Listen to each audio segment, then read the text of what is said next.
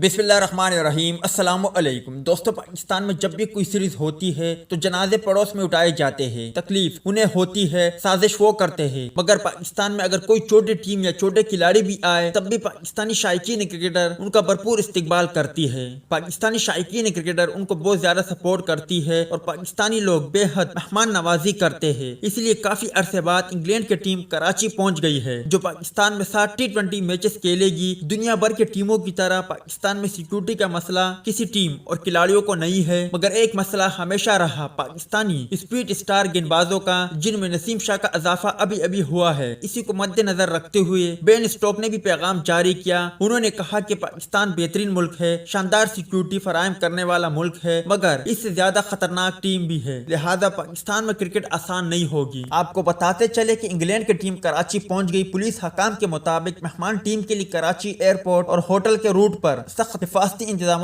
किए गए। England cricket team को खुसूसी हिफाजती इंतजाम और प्रोटोकॉल में लाया गया है।